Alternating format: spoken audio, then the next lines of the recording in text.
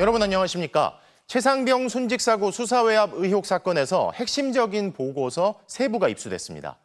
작년 7월 30일 해병대 수사단이 낸 최초의 보고서에선 혐의자가 8명입니다. 이후 국방부 조사본부의 보고서에선 8명이던 혐의자가 6명이 됐고 엿새 뒤 다시 낸 최종 보고서에서는 2명으로 줄었습니다. 이 과정에서 임성근 전 사단장의 책임을 적은 내용은 늘어나다가 결국 표현이 누그러졌고 임 사단장은 최종적으로 혐의자에서 빠졌습니다. 이유가 뭐였을까요? 먼저 구민지 기자입니다. 작년 7월 30일 이종섭 당시 국방부 장관이 결재한 해병대 수사단 보고서입니다. 임성근 당시 해병대 1사단장을 포함해 혐의자가 8명입니다. 그런데 다음 날 대통령실 전화를 받자마자 이 장관이 돌연 언론 발표 취소를 지시합니다. 박정훈 대령이 경찰에 넘겼던 사건 기록도 군이 반나절 만에 다시 찾아옵니다. 8월 14일 국방부 조사본부가 다시 내놓은 보고서입니다. 임성근 사단장의 혐의 내용이 더 늘었습니다. 수변에 내려가 수풀을 헤치고 찔러보아야 한다.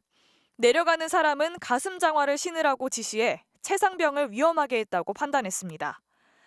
안전교육을 외면한 채 병력 투입 안 시키고 뭐하냐. 병력들 빨리 데리고 와 라고 오로지 작전을 재촉했습니다. 복장 착용 미흡, 슈트 안에도 빨간색 추리닝 입고 해병대가 눈에 확 띌 수 있도록 가급적 적색 티 입고 작업이라며 외적 자세만 강조해 안전 업무도 회방했다고 했습니다. 이런 내용이 전체 13쪽 가운데 4쪽에 걸쳐 빼곡하게 적혀 있습니다. 이때까지만 하더라도 혐의자는 임성근 사단장을 포함해 6명이었습니다. 하급 간부 2명만 빠졌습니다. 엿새 뒤인 8월 20일 국방부 조사본부가 내놓은 최종 보고서입니다. 혐의자가 11포병 대대장과 7포병 대대장, 이렇게 대대장급 2명으로 줄었습니다. 임성근 사단장을 포함해 6명이 혐의자에서 빠졌습니다. 임 전 사단장의 책임을 따진 부분도 안전관리 소홀 등의 정황이 발견됐다. 상반된 진술이 있어 확인이 필요하다며 표현이 누그러졌습니다. MBC 뉴스 구민지입니다. 앞서 보신 것처럼 해병대 수사단에서 경찰, 다시 군으로 왔다 갔다 하는 사이에 혐의자가 8명에서 2명으로 줄어든 건데요. 거의 같은 자료를 들여다봤는데 왜 이렇게 숫자가 달라진 걸까요? 이 부분에 주목하고 있는 공수처가 최근 새로운 진술을 확보한 걸로 파악됐습니다. 해병대 수사단에 이어 국방부 조사본부에서도 첫 검토 때는 혐의자를 8명으로 봐야 한다는 의견이 제시됐지만 결국 혐의자가 2명으로 줄었다는 겁니다. 이준희 기자의 단독 보도입니다. 혐의자 8명을 적시한 해병대 수사단 기록이 경찰에 넘어갔다 군이 다시 찾아온 작년 8월 2일. 이날 윤석열 대통령이 개인 폰으로 해외 출장 중이던 이종섭 당시 국방부 장관에게 3차례 연달아 전화합니다. 대통령실 공직기강 비서관실이 나서서 국방부, 경찰과 잇따라 사건 기록 회수도 조율합니다. 이렇게 가져온 사건 기록은 거의 열흘간 주인을 찾지 못합니다. 국방부 조사본부가 꺼린 겁니다. 공수처가 확보한 조사본부 관계자 휴대폰 메시지에는 해병대 수사단이 이미 한 사건인데 같은 군사경찰인 조사본부가 재검토해 어떤 결론을 내놔도 신뢰받기 어렵다는 내용이 있었습니다. 8월 9일 이 장관이 조사본부에 재검토하라고 지시합니다. 공수처는 최근 재검토에 관여했던 10여 명을 방문조사했습니다. 이 과정에서 처음에는 8명을 다 혐의자로 봐야 한다는 의견도 있었다는 진술도 확보했습니다. 이후 논의 끝에 하급 간부 2명을 제외한 6명을 혐의자로 적시한 보고서를 냈다는 겁니다. 그런데 최종 보고서 발표 나흘 전인 8월 17일 이 장관 주재 회의가 열렸습니다. 유재은 법무관리관과 검찰단장도 참석했습니다. 이 자리에서 처벌 대상인지 판단을 빼고 사실관계만 적어야 한다. 2명만 처벌 대상이 확실하다는 말이 오간 것으로 알려졌습니다. 이 회의 뒤 최종 보고서에서 혐의자가 2명이 된 겁니다. 조사본부 관계자는 상당한 압박감을 느꼈다고 했습니다. 박정훈 대령이 항명죄로 입건된 것을 언급하며 헌병이 파리 목숨이라고 느꼈다. 모든 헌병이 다 그렇게 느꼈을 것이라고도 했습니다. 이 장관 측은 최상병 사건과 관련해 누구를 빼라는 지시를 한 적 없다고 주장하고 있습니다. 유재은 법무관리관과 김동혁 검찰단장은 아무런 답변이 없었습니다. 공수처는 혐의자가 8명에서 2명으로 줄어든 과정에 윗선의 외압이 있었는지 들여다보고 있습니다. MBC 뉴스 이준입니다. 검찰이 대통령의 부인 김건희 여사에 대해 비공개가 아닌 공개 소환 조사 방침을 세운 걸로 전해진 가운데 김 여사 소환이 임박했다는 관측이 나오고 있는데요.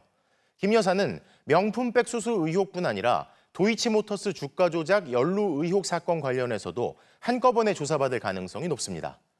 그런데 지금까지 한 차례 서면 조사만 받았던 김 여사의 서면 내용을 파악해보니 주가 조작 일당에 대한 1심 법원 판결과 주요 사실관계가 다른 것으로 확인됐습니다.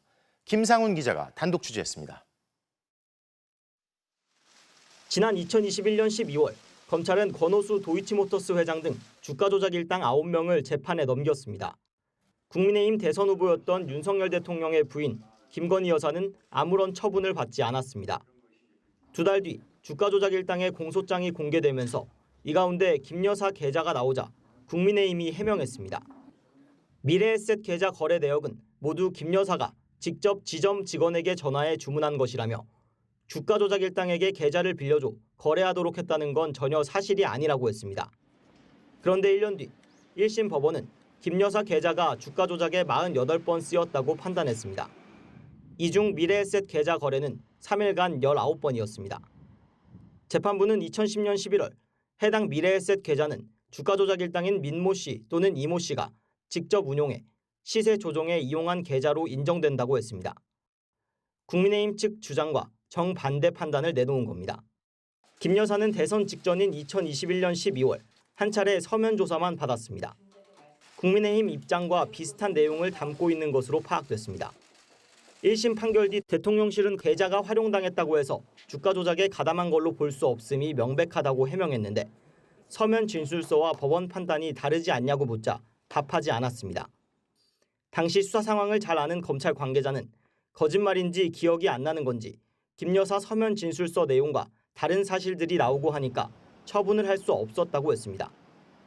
지난해 말 도이치모터스 주가 조작 수사팀은 김 여사 변호인에게 소환 조사가 필요하다는 의견을 전달했습니다. 이제는 저희 검찰이 하는 일을 여러분이 지켜봐 주시면 감사하겠습니다. 검찰 관계자는 외풍을 막아줄 테니 하고 싶은 일을 하라는 뜻이라고 설명했습니다. MBC 뉴스 김상훈입니다. 이렇게 김건희 여사에 대한 검찰의 공개 소환 조사 가능성이 커지고 있는데 김 여사는 연일 광폭 행보를 하고 있습니다. 대통령실은 한 아프리카 정상회의 기간 배우자들 행사를 위해 김 여사가 몇 달 동안 식사 메뉴까지 챙겼다며 역할을 부각시켰는데요. 김 여사 띄우기 총력전을 통해 상황을 돌파하려는 시도라는 분석도 나옵니다. 홍익표 기자입니다.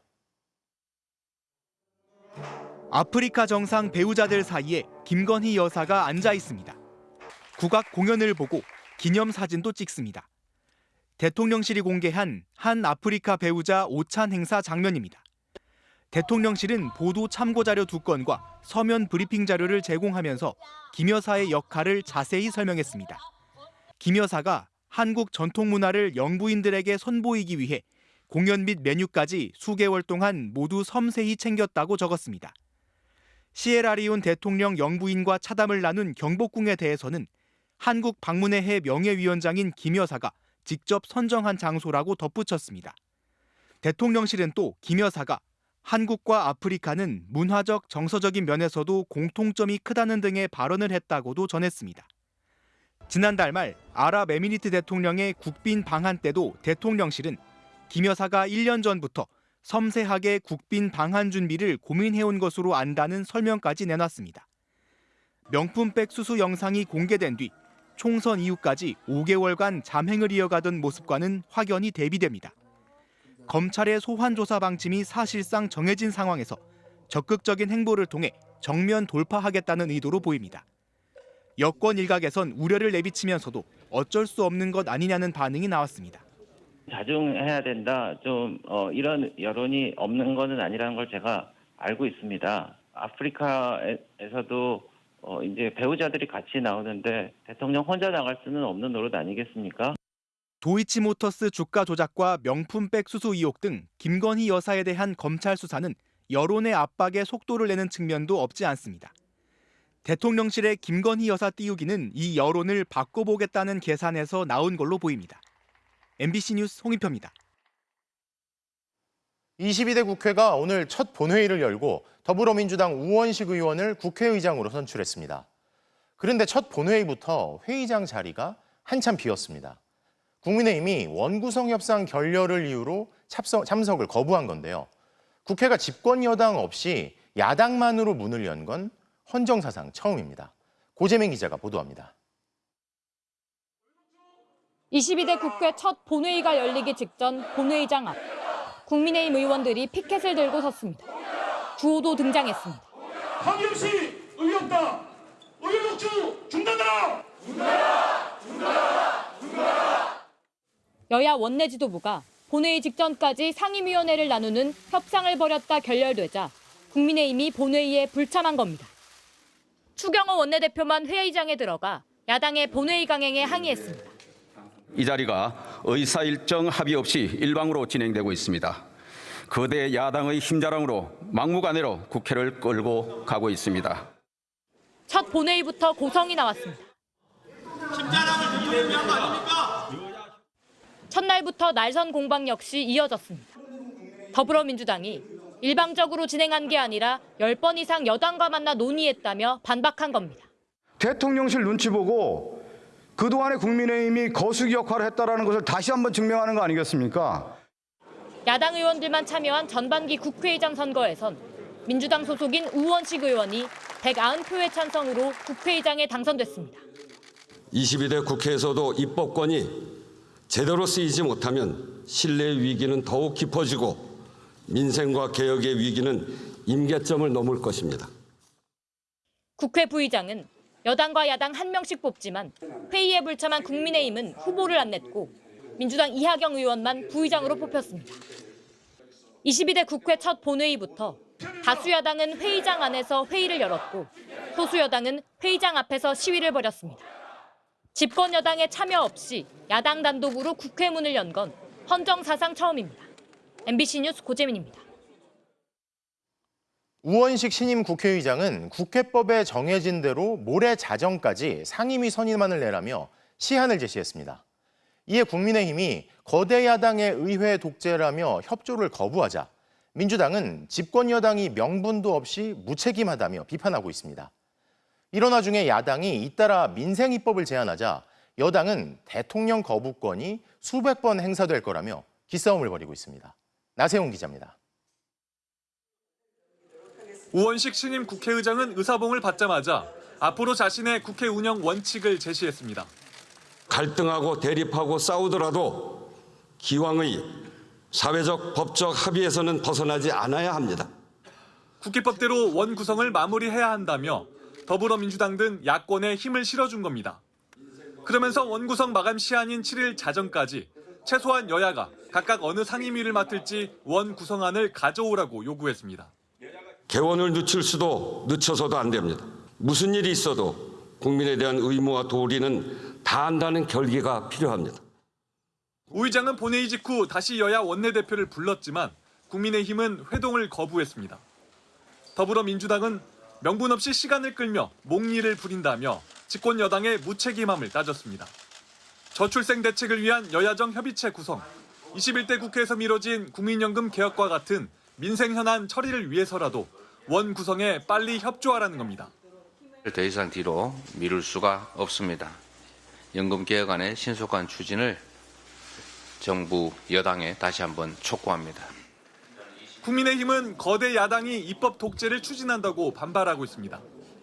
지도부가 대통령의 거부권 행사만이 유일한 대안일 수 있다고 발언하면서 수적 열세에 밀려 사실상 뾰족한 수가 없는 것 아니냐는 관측이 나왔습니다.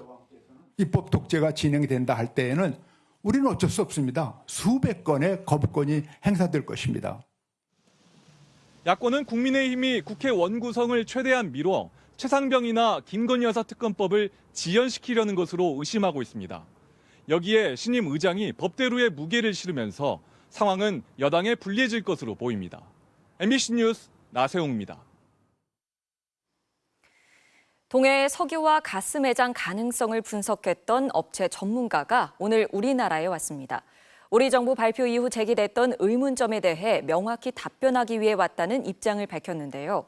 다만 구체적인 분석 결과를 언급하진 않았고 모레 공식 기자회견을 열기로 했습니다. 김세영 기자가 보도합니다. 취재진이 몰린 인천공항으로 액트지오사의 비토르 아브레우 고문이 입국했습니다. 포항 영일만에서 석유, 가스의 매장 가능성을 분석했다는 전문가입니다. 아브레우 고문은 가스전 개발의 경제성을 묻는 질문에 강한 자신감을 내비쳤습니다. The answer is yes, but I cannot expand on that, right? Because I'm under confidentiality agreement with KNOC. 특히 이번 정부 발표 이후 국내에서 여러 의혹이 제기됐기 때문에 방한을 결정했다는 점을 명확히 했습니다. Then I'm come here to discuss with KNOC what's the best way for us to approach this and actually to give better or more clear responses for the Korean people in this very, very important project. 그간 SNS에선 액트지오사의 실체에 대해 다양한 의문이 제기됐는데 이를 의식한 것으로 보입니다. 본사의 주소가 미국 휴스턴의 한 가정집으로 나오고 직원 수도 10명이 채 안 된다는 주장이 나온 겁니다. 심해 탐사 분야에서 오랜 경험을 쌓은 것으로 알려진 아브레우 고문은 자신의 전문성을 강조했습니다. The deep sea have never been studied in depth, and there was also more new data and all that. 3년 전 액트지오사는 국내 기업인 포스코와 일한 경험이 있는 것으로 확인됐습니다. 포스코 인터내셔널이 지난 2021년 미얀마에서 가스전 사업을 진행할 당시 액트지오사의 단기 용역으로 유망성 평가를 맡긴 적이 있습니다. 포스코 측은 MBC와의 통화에서 가격이나 기술력 등 여러 요소를 고려해 업체와 계약한 것으로 안다고 답했습니다. 석유공사는 오는 7일 사업성을 분석했던 아브레우 고문, 지질자원연구원 관계자들과 기자회견을 진행하기로 했습니다. MBC 뉴스 김세영입니다. 국회에서는 야권을 중심으로 동해석유 시추 사업의 타당성을 국회 차원에서 검증해야 한다는 주장이 나오고 있습니다. 5천억 원의 혈세가 들어가는 사업인 만큼 경제성을 꼼꼼히 따져 제2의 부산 엑스포 참사를 막겠다는 겁니다. 신수아 기자입니다. 더불어민주당은 윤석열 대통령이 발표한 포항 영일만 유전 개발이 제2의 부산 엑스포가 되어선 안 된다고 강조했습니다. 동해석유 시추 사업에 혈세 5천억 원이 들어가는데 비슷한 돈이 들어간 부산 엑스포처럼 국정 실패로 끝나선 안 된다는 겁니다. 이재명 대표는 애초에 가능성이 있는 사업이라면 민간 자본을 유치해서 하는 게 맞지 않냐고 지적했습니다. 밑빠진 독에 물붓기가 될지도 모르는데 이렇게 정부 예산을 전적으로 들여서 하는 것도 심각하게 좀 고려해 봐야 될 부분입니다. 윤석열 대통령이 직접 세계 최고의 기업이라고 소개한 액트지오사에 대해서도 석연치 않은 점이 많다고 우려했습니다. 본사 주소지는 가정집이고 연평균 매출은 한화로 약 3,800만 원 정도의 구멍가게 수준이고 세계치고의 수준의 기업치고는 외양상 초라합니다. 조국 혁신당도 외국 사기업 한 곳의 보고서만 믿고 국가 사업을 결정하냐며 전문기관의 추가 사전 검증이 있었느냐고 따져 물었습니다. 대한민국 정부와 전문가와 관련 기업은 다 어디 갔습니까? 이런 엉터리 대통령 비서실과 아니면 말고식의 정부는 처음 봅니다. 야권은 상임위가 구성되는 대로 정부를 상대로 현안 질의에 나서기로 했습니다. 5천억 원짜리 도박이 되지 않도록 보고서의 신뢰성과 경제적 타당성을 엄밀히 살펴보겠다며 부족하다면 국정조사까지도 진행한다는 방침입니다. 국민의힘은 산유국을 갈망하는 국민의 염원을 조롱하지 말라면서 정부를 옹호하고 나섰습니다. 다수의 국민들은 우리가 20% 탐사 가능성이 있다는데 그게 정말 현실이 되었으면 좋겠다 이렇게 느끼고 있는 거 아니겠습니까? 근데 그런 염원을 오히려 저렇게 조롱할 수가 있는가? 동해 시추 사업에 대한 정치권의 우려는 최근 정부의 설익은 정책이 반복되면서 신뢰를 상실한 영향도 커 보입니다. 시추 사업이 상당 기간 진행되는 만큼 여야 공방도 오랫동안 이어질 전망입니다. MBC 뉴스 신수아입니다. 삼성전자 주가가 오늘 한때 3% 넘게 급등했습니다. 엔비디아의 CEO인 젠슨 황의 발언에 출렁인 건데요. 그간 삼성전자가 엔비디아의 메모리 칩을 납품하는데 어려움을 겪고 있다는 주장을 직접 나서서 부인했기 때문입니다. 박소희 기자입니다. 대만에서 열린 IT 전시회 컴퓨텍스의 주인공은 단연 엔비디아였습니다. 젠슨 황 CEO는 인공지능, AI가 물리법칙의 세계로까지 확장될 것이라고 강조했습니다. We are about to enter a phase where AIs can learn the laws of physics and understand and be grounded in physical world data. 그러면서 기자간담회에선 삼성전자를 언급했습니다. 삼성전자가 제공한 고대역 폭 메모리 HBM의 반도체를 검사하고 있다는 겁니다. 특히 삼성이 엔비디아의 품질 테스트를 통과하지 못했다는 소문에 대해서 아니라고 강하게 부인했습니다. 테스트가 아직 끝나지 않았을 뿐 SK하이닉스와 삼성전자, 마이크론 3사 모두 엔비디아에 메모리를 공급할 것이라고 전했습니다. 이 발언이 알려진 뒤 주식시장에서 삼성전자 주가는 한때 3% 넘게 급등했습니다. 지난달 삼성이 HBM 인증 테스트에 실패했다는 보도 이후 주가가 폭락했는데 이번엔 정반대 상황이 벌어진 겁니다. HBM 특성상 시장에서 절대적 위치에 있는 엔비디아의 움직임에 거대 반도체 기업들이 일희일비하는 상황입니다. 엔비디아가 가장 시장 영향력이 크지만 구글이나 마이크로소프트 등은 소위 말하는 반 엔비디아 진영이죠. 그 시장을 얼마나 빨리 또 진출하느냐 대응책을 세워야 될 부분들인 것 같습니다. 전문가들은 젠슨 황의 발언이 HBM을 납품하려는 업체들 사이에 경쟁을 유도하는 전략으로 보기도 합니다. MBC 뉴스 박소희입니다. 대만에서 엔비디아의 젠슨 황뿐 아니라 AMD, 인텔 같은 내노라 하는 기업 CEO들도 총집결했습니다. AI 개발에 필수적인 반도체 시장을 선점하려 CEO들이 직접 영업에 뛰어든 건데요. 우리 기업들도 이 전쟁에서 살아남을 수 있을까요? 이어서 김윤미 기자가 전합니다. AI 시대에 세상에서 제일 잘 나간다 해도 과언이 아닌 사람. 반도체 설계 회사 엔비디아의 CEO 젠슨 황입니다. 그동안 큰 관심을 못 끌던 대만 IT 전시회 컴퓨텍스는 젠슨 황이 기조연설에 나서자 세계적인 행사로 급부상했습니다. 엔비디아의 차차 세대 AI 칩 루빈도 여기서 공개됐습니다. And I'm not sure yet whether I'm going to regret this or not. Most of the employees don't even know. But our next generation platform is called Rubin. 경쟁 업체들도 질세라 신제품을 공개했습니다. AMD는 엔비디아의 AI 가속기보다 20% 빠른 칩을, 인텔은 엔비디아 현재 모델보다 값은 싸지만 더 빠른 AI 반도체를 공개했습니다. 전시회장이 AI 반도체 경연장으로 탈바꿈한 겁니다. 한국 일정을 취소하고 대만으로 비행기를 돌린 인텔 CEO는 내년에도 대만에 오겠다고 애정을 드러냈습니다. We're going to have a little 40-year birthday party for Intel and Taiwan. IT, Intel and Taiwan together. 대만이 반도체 공급망에서 차지하는 위상을 단적으로 보여주는 장면들입니다. 대만의 TSMC는 엔비디아, 애플, 인텔, 퀄컴, AMD 등 거의 모든 반도체 회사 제품의 생산을 담당합니다. 뿐만 아니라 반도체 설계, 디자인, 후공정까지 세계 최고 수준이어서 대만에는 반도체 생태계가 짜임새 있게 구축돼 있습니다. 우리에게도 기회가 있을까? 현재 AI 연산에 쓰이는 GPU 시장을 엔비디아가 독점하고 있지만 주도권 싸움은 이제 시작이라는 게 전문가들의 분석입니다. 엔비디아의 너무 종속적인 걸 탈피하고 싶은 대형 벤더들도 있을 거고요. 또 에너지 문제를 좀 더 절약할 수 있는 그런 방법들 있을 것 같습니다. AI 반도체 전쟁에서 주도권을 확보하기 위해 합종 연행하는 글로벌 기업들. 한국이 밀려나지 않으려면 연구, 투자, 시장 다각화 등 해결할 과제가 많습니다. 영원한 1등은 없습니다. MBC 뉴스 김윤미입니다. 우리나라 1인당 국민소득이 처음으로 일본을 앞질렀다는 한국은행 발표가 나왔습니다. 통계 집계 방식이 개정되면서 GDP를 비롯한 각종 지표들이 일제히 개선된 건데요.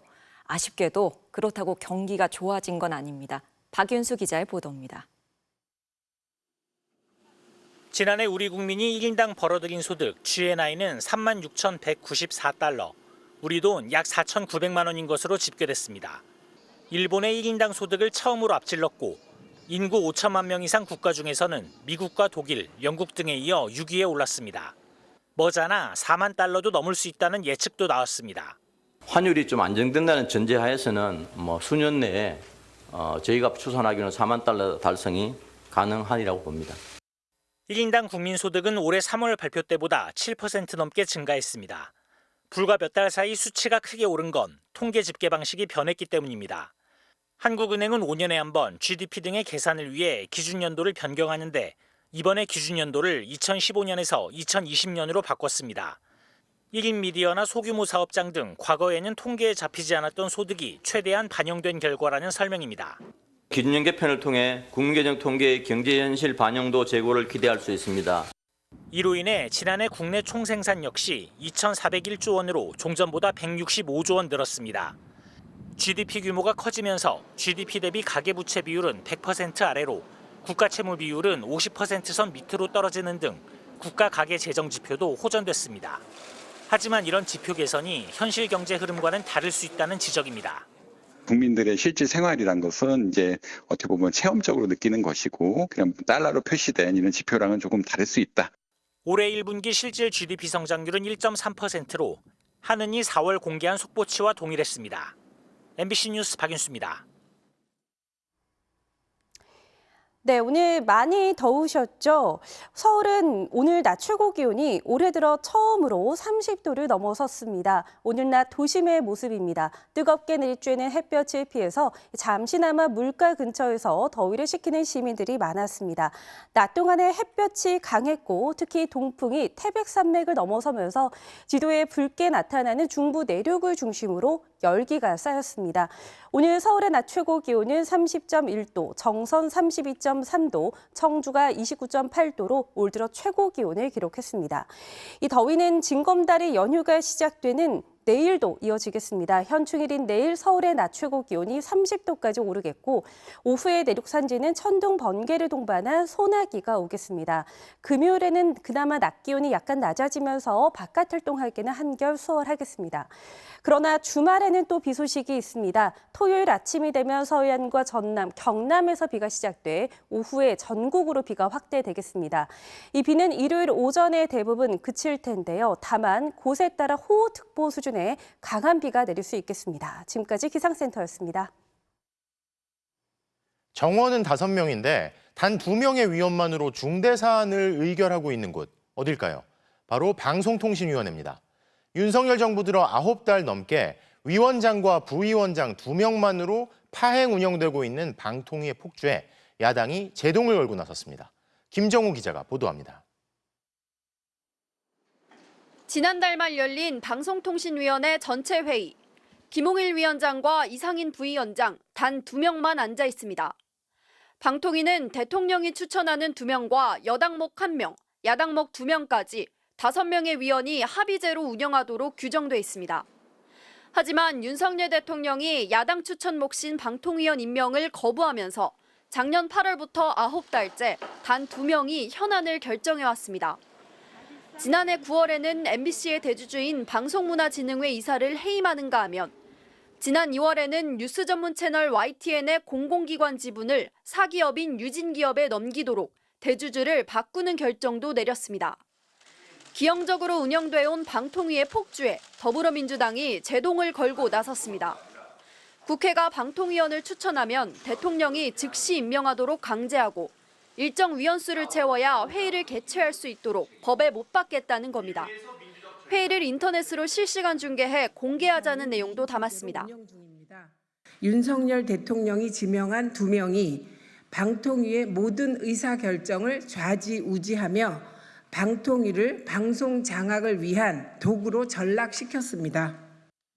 민주당은 공영방송 지배구조를 개선하기 위한 이른바 방송 3법에 이어 이번 방통위법도 당론으로 추진할지 검토하고 있습니다. 반면 국민의힘은 거대 야당이 언론개혁을 명분으로 방송과 언론을 장악하려 한다며 반대 입장을 분명히 하고 있습니다. 방송 3법에 관해서 우리 반응을 방송 3법 등 언론개혁 법안을 두고도 여야가 첨예하게 대립하면서 방송정책을 다루는 과방위원장을 여야 어디가 맡을지도 원구성 협상에서 또 다른 쟁점으로 떠오르고 있습니다. MBC 뉴스 김정우입니다. 문재인 전 대통령 부인 김정숙 여사의 인도 방문을 둘러싼 논란에 대해 침묵하던 문 전 대통령이 처음으로 입장을 발표했습니다. 대통령 전용기에선 초호화 기내식 자체가 불가능한데 이게 무슨 경우냐며 기내식 비용은 소관 부처나 항공사에 확인하면 되는 일이라고 반박했습니다. 정상빈 기자가 보도합니다. 문재인 전 대통령이 부인 김정숙 여사의 2018년 인도 방문을 둘러싼 논란에 대해 SNS를 통해 직접 입장을 밝혔습니다. 먼저 6천만 원 넘게 들었다는 기내식 비용부터 설명했습니다. 전용기 기내식은 일회성으로 준비되고 인건비와 서울공항 운반비 등 추가 비용도 발생한다며 청와대는 예산에 전혀 관여하지 않으니 소관 부처나 항공사에 물어볼 일이라고 밝혔습니다. 불쾌한 기색도 숨기지 않았습니다. 기내식은 세트로 제공돼 더 고급 음식을 주문할 수도 없다면서 밥이냐 빵이냐 정도 선택한 사람에게 초호화 기내식 먹었지라고 들이대는 건 무슨 경우냐고 따졌습니다. 세상 어느 아내가 낯선 나라 행사에서 군중 앞에 축사하는 일을 하고 싶겠냐며 인도에서 거듭 대통령 방문을 희망해 아내라도 대신 가는 게 좋겠다는 건의에 따라 아내를 등 떠밀듯이 가게 한 것이라며 셀프 초청, 버킷리스트 의혹도 일축했습니다. 국민의힘은 길고 긴 해명글이 구차하다고 평가절하하며 공세를 이어갔습니다. 인도 대통령 부인이 전통 의상을 선물했는데 퇴임 때 대통령 기록관에 넘기지 않았다는 새로운 의혹을 제기했습니다. 김정숙 여사의 각종 의혹이야말로 특검의 발동 요건에 정확히 맞는 것이 아니겠습니까? 민주당은 국민의힘 의원들이 충성심 경쟁으로 국격을 훼손하고 망신을 자초하고 있다며 윤석열 대통령 부부의 기내식 비용을 공개하면 김정숙 여사의 논란은 사라질 것이라고 주장했습니다. MBC 뉴스 정상빈입니다. 한강에 띄운 배 위에서 파티까지 열면서 투자자를 끌어들인 이들이 경찰에 붙잡혔습니다. 땡처리 물건을 비싸게 팔거나 자기네 코인으로 고수익을 올릴 수 있다면서 무려 4,400억 원 넘는 돈을 모았다는데 전형적인 다단계 사기였습니다. 이승지 기자입니다.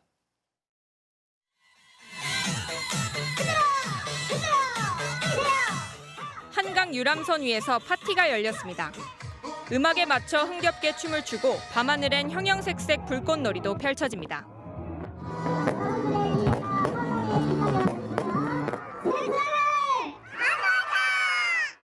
유사수신 업체 아도 인터내셔널이 투자자들을 위해 연 창립기념 파티였습니다.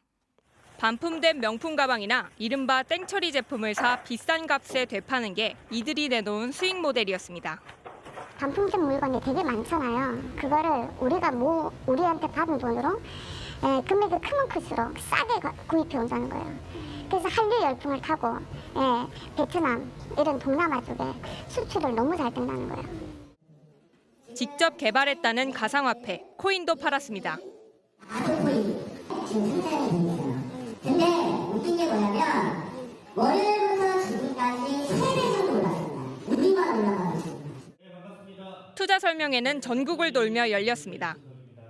정육점, 렌터카의 리조트까지 계열사 사업도 순항 중이라고 홍보했지만 브랜드 명칭은 아도 냉삼입니다. 지금은 냉삼시대, 냉동시대가 다시 돌아온다. 결과는 말뿐이었습니다. 이곳은 업체가 반품된 물건을 저렴하게 팔던 가게인데요. 지금은 문이 굳게 닫혀 있습니다. 투자를 하면 아도페이란 앱을 통해 수익이 나는 것처럼 보여줬지만 막상 돈을 찾겠다고 하면 해킹이 됐다고 둘러댔습니다.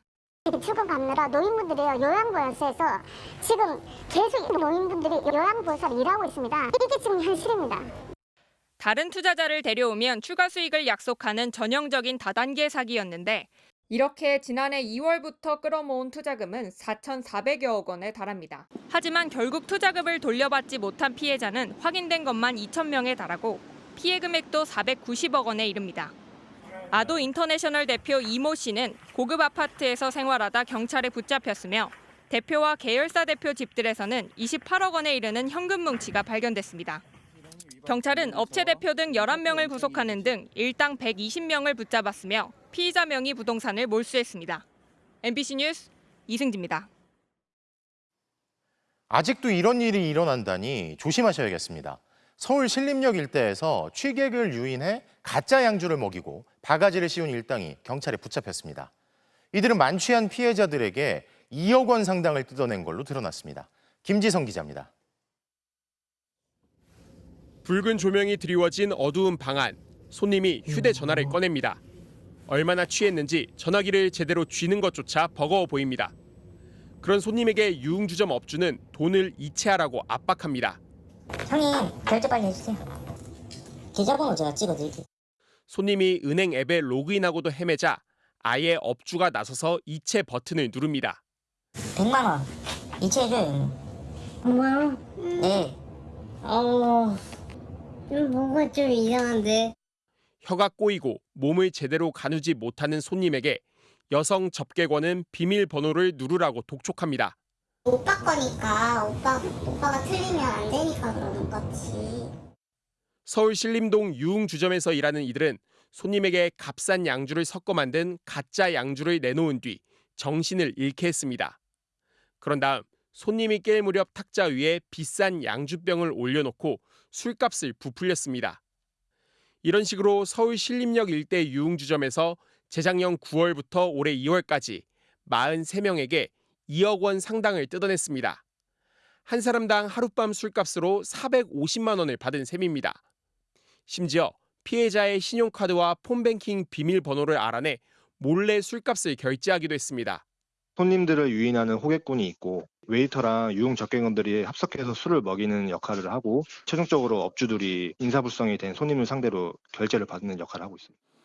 지난해 12월 신고를 받고 수사에 나선 서울관악경찰서는 유흥업소 2곳에서 호객꾼과 웨이터, 여성 접객원 등 모두 17명을 특수강도와 사기 등 혐의로 검거하고 이 중 업주 2명은 구속했습니다. 경찰은 최근 신림역 일대 유흥업소에서 비슷한 피해 신고가 반복 접수되고 있다며 주의를 당부했습니다. MBC 뉴스 김지성입니다. 한국전력 자회사 직원들이 몰래 주택 담장을 넘었다가 한때 고소까지 당했습니다. 무단 침입으로도 볼 수 있다는데 왜 그랬던 걸까요? 허지희 기자가 보도합니다. 은색 SUV 차량이 도로변에서 멈추고 남성 한 명이 내립니다. 이 남성은 잠시 담장 안쪽을 살피는가 싶더니 갑자기 담을 넘습니다. 내부에서 CCTV를 보고 이상하다 싶어갖고 빨리 뛰어나왔죠. 잠시 뒤 집주인과 대화를 나눈 남성 일행들은 차를 타고 떠났습니다. 집주인은 남성들에게 신분 확인을 요청했지만 한국전력에서 나왔다는 답변만 들었습니다. 혹시 사원증이라도 있냐? 그러니까 사원증도 없다 그러더라고요. 집주인은 CCTV 영상을 경찰에 보여준 뒤에야 차량이 한전 자회사 소속인 것을 확인하고 고소장을 제출했습니다. 알고 보니 한전 자회사 직원들이 심야전기 계량기에 무선 건침기를 설치하러 나왔다 허락도 받지 않고 담장을 넘었던 겁니다. 평원을 해치는 정도로 침입을 하면 원래 법리적으로는 그냥 주거 침입이 성립하는 게 맞습니다. 담을 넘은 남성은 뒤늦게 집주인에게 여러 번 사과를 했고 고소는 취하됐습니다. 제발 복장 규정 이런 거 다 지켜갖고 와달라라고 이야기를 해도 협력사나 아니면은 자회사나 이런 쪽에다가 강제할 수 있는 규정이 없다.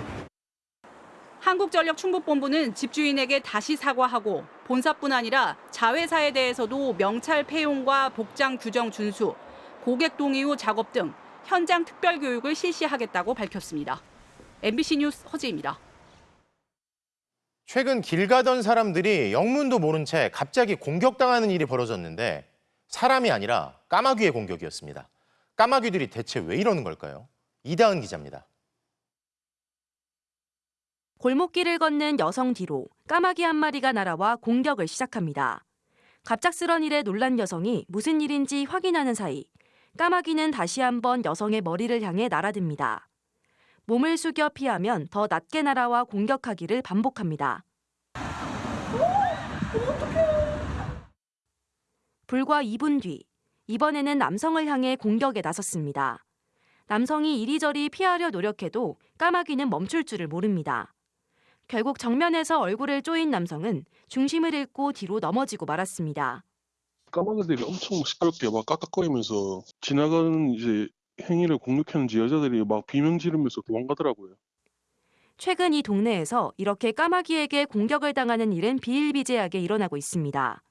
단순한 위협을 넘어 다칠 수도 있는 공격을 3번이나 당한 주민도 있습니다. 깜짝 놀랄 만큼 또 발톱으로 치고 나가니까 아프죠. 일하고 있는데 또 한 마리가 와가지고 치고 나가고 3번을 당했습니다. 이렇게 사람을 무차별 공격하는 까마귀는 큰부리 까마귀로 한 곳에 정착해 사는 텃새입니다.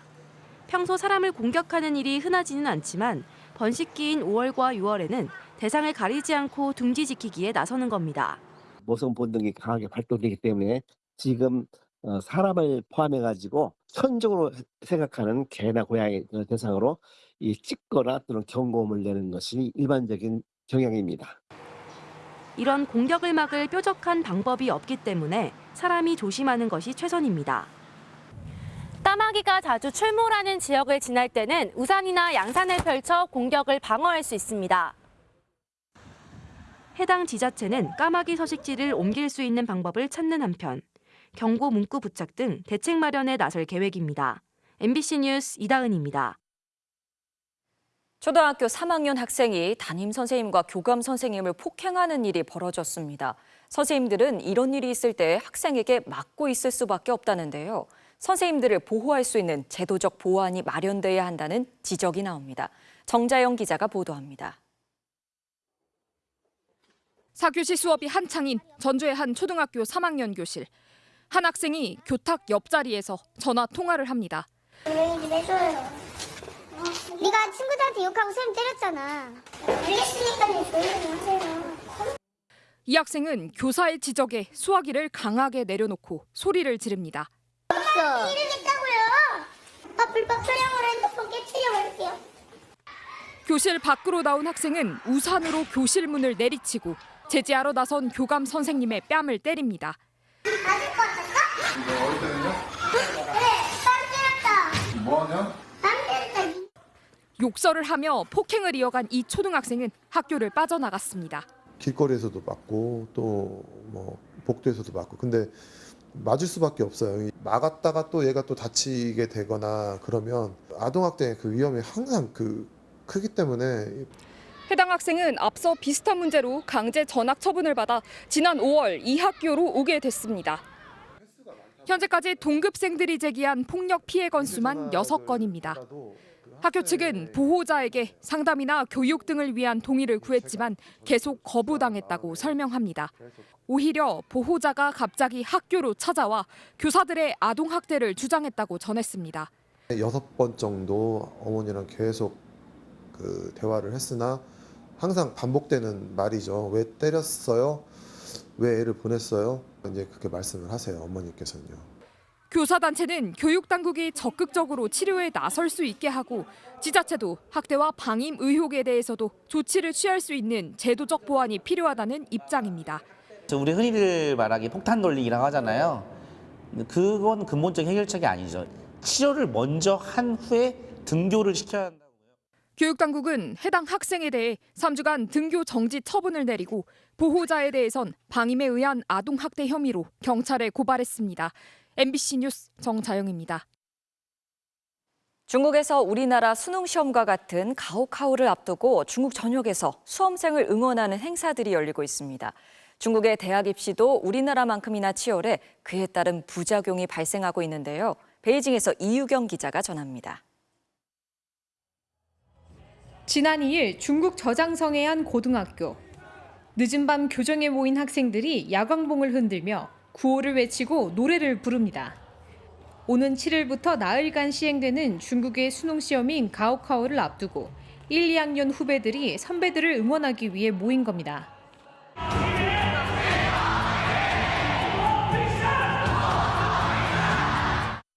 또 다른 학교에서는 후배들이 고3 학급 앞에 모여 응원 구호를 외치고 선배들은 진풍경을 구경하며 학업 스트레스를 잠시 잊습니다.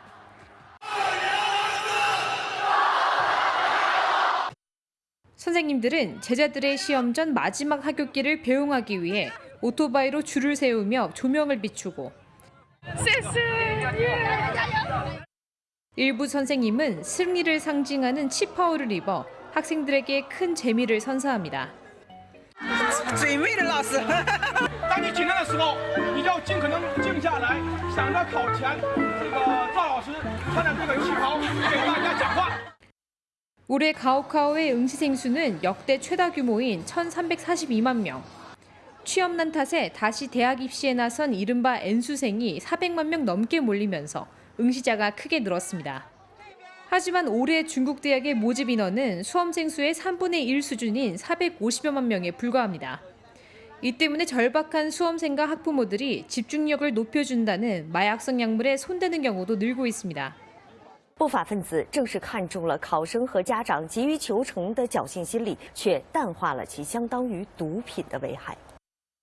취업난 속에서 명문대진학이 확실한 계층 이동의 수단으로 여겨지면서 중국 내 대입 경쟁은 더욱 치열해지고 있습니다. 베이징에서 MBC 뉴스 유교입니다.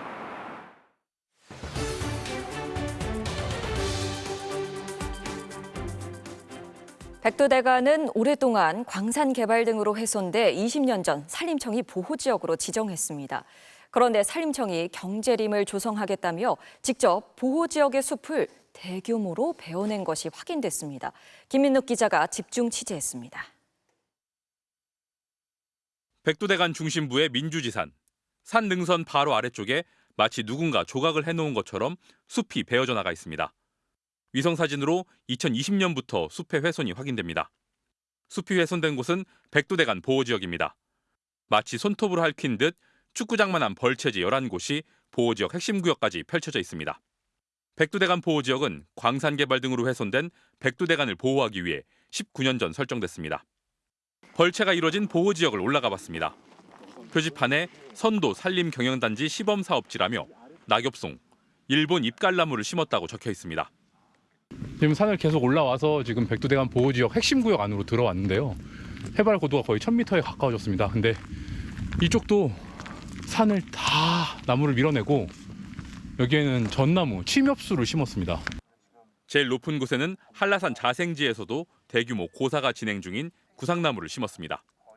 새로 심은 나무 상당수는 제대로 자라지 않고 있습니다. 기존 나무를 뿌리채 뽑아내기 위해 중장비가 들어왔던 흔적이 아직도 남아 있습니다. 산림청이 환경을 보호하겠다며 설정한 지역에서 스스로 나무를 베어내는 일을 벌인 겁니다. 기존의 식생을 보존해야 되는 건데 보호지역의 본래 취지랑 완벽하게 반대되는 활동을 지금 펼치고 있는 것입니다. 자연림을 없애고 인공조림을 한 건데 인공조림은 자연림보다 생태적 다양성이 작다는 연구 결과가 많습니다. 환경부가 관리하는 다른 보호지역인 생태견관보전지역에서는 나무를 베는 것이 금지돼 있습니다. 산림청은 해당 지역은 2003년 경제림 조성단지로 먼저 지정되고 보호지역이 됐다고 밝혔습니다. 또 백두대간 보호법에 벌채는 금지돼 있지 않다며 개발이 아니라 더 좋은 숲을 가꾸는 과정이라고 설명했습니다. 백두대간 보호법의 입법 취지가 어떤 백두 이 대간의 어떤 환경을 보존하는 그런 관점이었다고 보면 벌채가 금지되는 방향으로 좀 개정이 돼야 되겠다. 정부는 백두대간을 포함해 국내에 30종류가 넘는 보호지역이 있다고 유엔에 보고했습니다. 2030년까지 육상 면적 17%인 보호지역을 30%로 늘리겠다는 목표도 세웠습니다. 하지만 기존의 보호지역조차 제대로 관리하지 못하고 있다는 비판이 커지고 있습니다. MBC 뉴스 김민욱입니다. 항공기 사고 자주 일어나지 않지만 한 번만 일어나도 많은 인명피해가 발생하곤 하는데요. 정부가 이 같은 위급 상황에 대비해 대규모 모의 훈련을 진행했습니다. 이문현 기자가 전해드립니다. 재작년 10월 24일 새벽 필리핀 세부 막탄공항에서 악천후를 만난 대한항공 여객기가 비상 착륙 후 활주로를 벗어나는 사고가 일어났습니다. 기체는 심하게 부서졌고 승객과 승무원 등 탑승자 173명은 비상 탈출 장치로 겨우 빠져나왔습니다. 뒤에 있는 승객분 막 우시고 막 비상 착륙한다는 거 듣고선 죽을 수도 있겠다는 생각을 했죠. 아찔한 상황은 언제 어디서든 발생할 수 있습니다.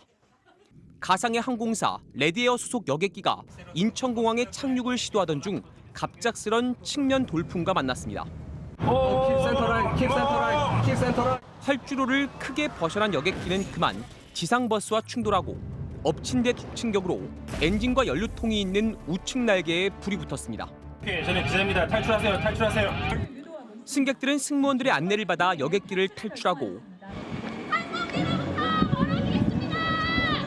소방대원들은 신속하게 부상 정도가 심한 승객들부터 헬기와 구급 차량으로 이송합니다. 결국 엔진이 폭발하고 여객기가 불길에 휩싸이자 특수제작 소방 차량까지 투입돼 진화에 나섭니다. 행정안전부와 국토교통부 등 21개 기관 352명이 참여한 이번 모의 훈련은 실제 공항에서 발생할 수 있는 복합 재난을 가정했습니다.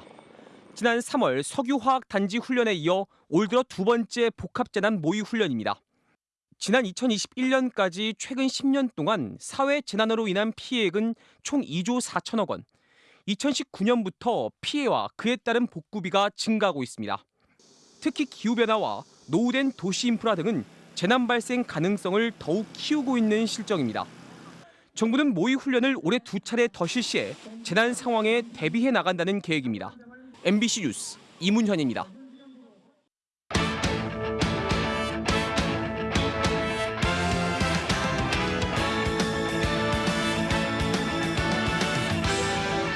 수요일 밤 스포츠 뉴스입니다.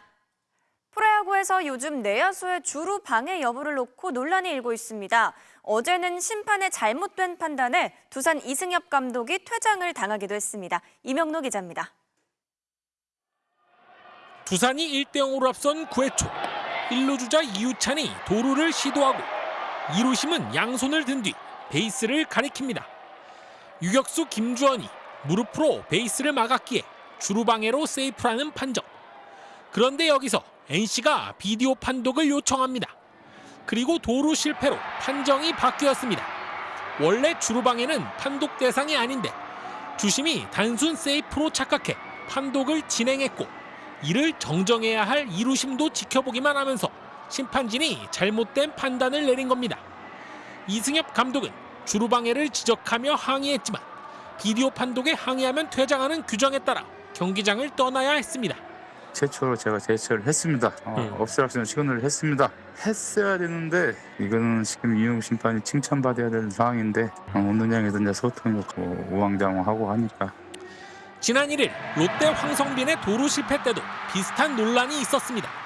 3루수가 수비 과정에서 베이스 일부를 막았는데 이때는 주루방해가 인정되지 않았습니다. 사직은 그래도 조금 빈 공간이 있었지 않느냐 이렇게 판단을 했던 것 같고 과감하게 방해다라고 생각이 되면 심판들이 먼저 하는 게 우선이니까. KBO는 비디오 판독을 잘못 적용한 두 심판에게 50만 원씩 벌금을 부과하고 관련 규정 보완을 논의하기로 했습니다. MBC 뉴스 이명노입니다. 내일 싱가포르전을 치르는 축구대표팀에서 가장 기대를 많이 받는 선수 중 한 명이 바로 배준호 선수인데요. 손흥민 등 대선배들을 보는 게 신기한 막내지만 실력으로 증명하고 싶다는 당찬 각오를 밝혔습니다. 손장훈 기자입니다. 스토크시티에서 첫 시즌을 마친 뒤 대표팀에 뽑혀 손흥민을 만나고 싶다고 밝혔던 배준호. 누구나 동경하는 손흥민 선수도 있고 실제로 보면 만나본 적은 없어요. 정말 꿈만 같을 것 같아요. 큰 관심을 받으며 A대표팀에 전격 발탁되면서 꿈은 금세 이뤄졌습니다. 아직 전화번호 교환은 물론 SNS 팔로우도 어려운 대선배이지만 모든 순간이 소중하기만 합니다. 승민이 형을 처음 봤을 땐 정말 연예인을 보는 느낌이었고. 전화번호요? 아니요. 보통 요즘은 인스타가 마팔하지 않나요? 승민이 형께서 해주신 지가 중요하죠. 황인범, 이재성과 같은 롤모델 형들과 훈련하는 게 마냥 신기한 21살 막내지만 자신감은 넘칩니다.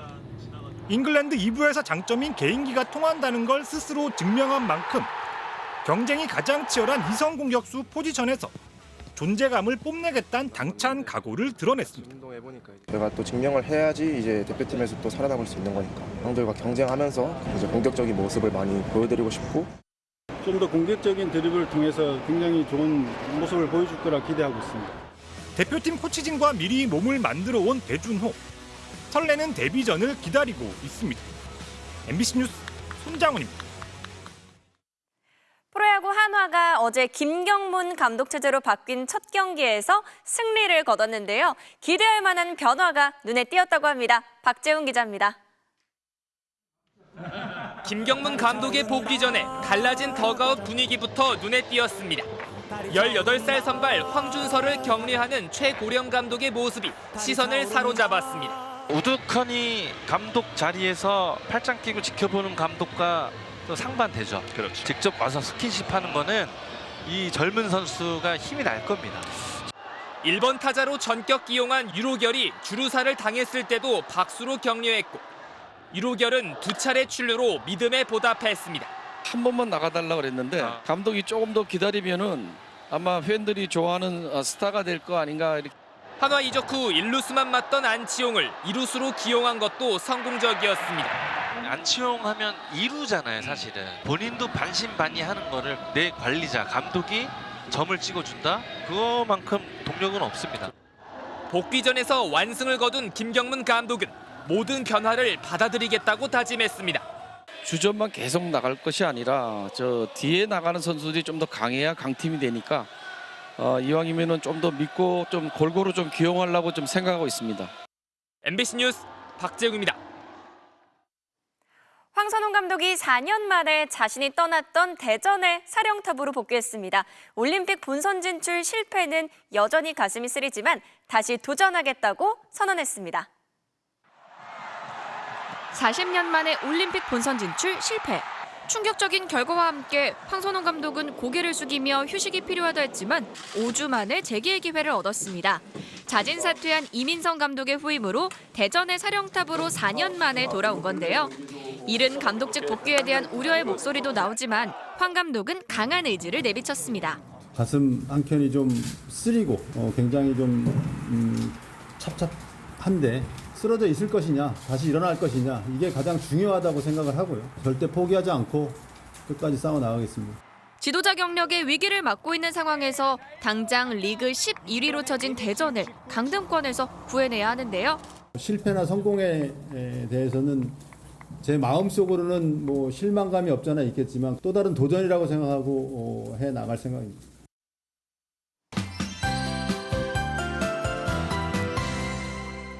절기상 망종인 오늘 한여름 더위가 나타났습니다. 오늘 날 서울의 모습입니다. 강렬한 여름 햇볕이 내리쬐고 도로에는 지열이 피어오르고 있습니다. 거리를 걷는 시민들은 겉옷을 벗어두고 어린이들은 분수대에 뛰어들어 저마다 더위를 식히고 있습니다. 오늘 전국이 대체로 맑고 볕이 강했습니다. 특히 동풍이 산맥을 넘어서면서 지도에 붉은색으로 나타나는 중부 내륙을 중심으로 열기가 쌓였습니다. 서울의 낮 최고 기온은 30.1도, 정선이 32.3도, 청주와 고창도 29도로 웃돌아서 올 최고 기온을 보였습니다. 현충일인 내일도 30도를 넘나드는 한여름 더위가 이어지겠습니다. 내일도 전국이 대체로 맑겠습니다. 아침 사이 중부 서해안은 가시거리 200m 미만의 짙은 안개가 끼겠고 오후에 내륙 산지 곳곳에서는 천둥 번개를 동반한 소나기가 내리겠습니다. 아침 최저 기온은 서울이 19도 등으로 오늘보다 높겠습니다. 낮 최고 기온은 서울과 춘천이 30도, 대전 29도까지 오르겠습니다. 이번 더위는 토요일 오후에 전국에 비가 오면서 누그러지겠는데요. 다만 곳에 따라 호우특보 수준의 강한 비가 오겠습니다. 날씨였습니다. 수요일 뉴스데스크 오늘 순서 여기서 마치겠습니다. 함께해 주신 여러분 고맙습니다.